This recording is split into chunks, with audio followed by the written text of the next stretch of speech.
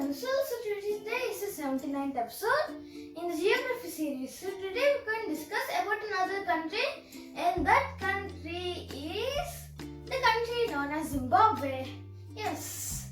So first let's just draw the country's borders like as usual. Okay. So it is pretty much shaped like Antarctica, but a bit more miniature version of Antarctica. Like it also has this tail thing, but just a bit more simpler than Antarctica. Okay, so this is Zimbabwe. So the capital city of Zimbabwe is the city of Harare in the north part of the country. Yes, so now let's see the bordering nations for Zimbabwe. First, to the north there's the country of Zambia. Okay, next to the east there is Botswana.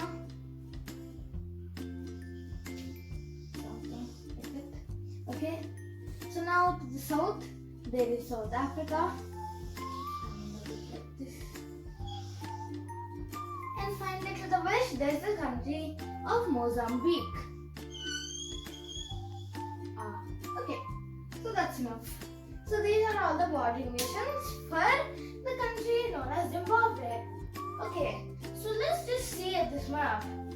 So here at this point of Zimbabwe, just zoom in. So it will give some space in South Africa. Okay, some space over there. So first let's just zoom in into that point. Why is there such a small gap over here? Yes. So I'm going to explain the reason why there's such a gap. Okay, so this is the region exactly zoomed in. Not exactly, but something. Okay, let's just put some margins. Okay, so this is Zimbabwe. Here in the north there is Zambia. To the west there is Namibia. And to the south there is Botswana. Up to now we have explained every country in these four countries except Zimbabwe, which we are explaining now itself. Yes, record. Okay, so what happened here was, so in colonial history, their borders were very close. There were two tri-points there. Yes, but why is there small gap here? A small border between Botswana and Zambia. Why is there such a small gap? Because there is a region known as Kazangula and the Kazangula Bridge. So the Botswana people wanted a bridge to connect with Zambia and Botswana both. Yes. And then they just asked them to give some land, and then they had 150 meters of land to border with, guess it, Zambia. Yes. And here the small Kazangula Bridge passes through. Yes. So there's a small river also passing through this border. Yes.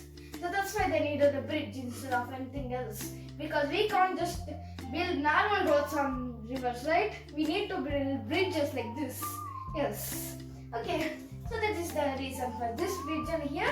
Okay. Now so now let's see about the climate and the geographical part of the country of Zimbabwe. Okay. Now let's just use green.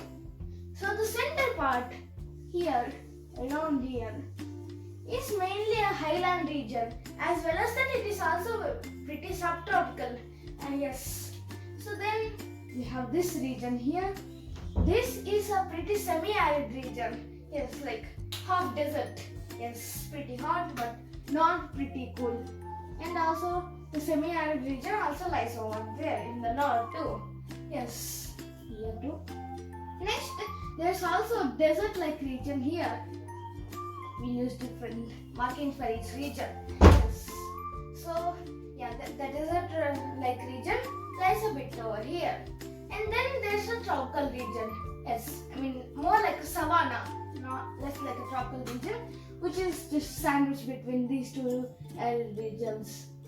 Okay, so this is the climate of the country. Yes, so now let's see some of the main geographical aspects. So as I said before, there's a plateau region here ranging from 1000 to 1600 meters in altitude. Yes, that's pretty high compared to other regions. So it has a pretty high normal landmass compared to sea level. Yes, so average level. Okay, so then in the surrounding regions here on the north, there is about like some mountain ranges. Yes, and the highest peak is also there in those mountain ranges only. Meanwhile, the remaining region in the south is, which is like 20% of all of the country, is pretty low compared to all of the other regions. Yes. So because here the main altitude, that means compared to sea level, is less than 920 meters in altitude. Yeah, it's pretty low compared to the other regions, which is completely a plateau, very high above the ground, like kilometers above the ground. Yes, so that is for the main geographical aspects of the country. So now let's see some of the important historical aspects. So Zimbabwe was pretty much in history was a Bantu country. So Bantu is a pretty big ethnicity in all of southern Africa, even including like the Democratic Republic of Congo and some countries even northern than them. Yes. So the Bantu, yeah, as I said before, are very widespread throughout southern Africa. Yes. So they also reached here like 9,000 years ago, and then they had a pretty happy life. The great civilization known as Great Zimbabwe also was here. Yes, it was a very important civilization in the history of all of southern Africa. Yes. So and then in many years ago, like in the last century only, the one and only British people came and just they came and colonized it. Until the year 1965, when these people started to, they just declared their independence without any other country recognizing them. Even the British didn't recognize them in 1965. It will take 15 more years until they finally get independence. Full independence. Yes. So even if they declared independence, they didn't have de facto control because the British still ruled over all of the region. Yes, so they got de jure control of Zimbabwe was known as Zimbabwe Rhodesia. This was a mainly parliamentary republic, that means it had the prime minister as head. And then 1979, the end of Zimbabwe Rhodesia came to an end, and now Zimbabwe came to start. But until 1980 fully, the British still had control. And finally in 1980 itself, they left the whole land and gave it to the one and only Zimbabweans. So Zimbabwe was one of the last countries to get independence in all of Africa. Yes. So and also it still has a lot of inflation because once upon a time it had a pretty good dictator. That means good dictator means pretty bad to all of its people and land. Yes. So this dictator was very bad, and with the war and after a war, they needed a lot of money. They were in a literal economic crisis. So what did he try to do? A. Take loans from other countries. 2. Print a lot of money. And 3. Any of the above. Is it?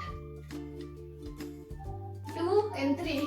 Because he started to print money instead of just taking loans from other countries. Yeah, and this increased inflation by a lot. There was a point in time where it was just shy of being Germany after World War I. Just like how they had a crisis, they were about to have one. They even had a trillion Zimbabwe dollar currency note. Yeah, they were pretty poor. Yes. So yeah, and last and finally, let's just draw the flag of the country. Okay. So first we have a square thing here. There's a banner like this. The triangle, a very common triangle. Okay. So here there will be stripes like this. So these stripes are made out of 3 main colors: black, black, red, and green. And last and finally here, the main background is yellow, and there's an eagle of sorts. Yeah. So not to be confused with the gun, because Mozambique has the guns, Zimbabwe has the eagle thing. Not like an eagle, but like the Sphinx in Egypt. Almost like that. So yeah, this for today about the country of Zimbabwe. Bye.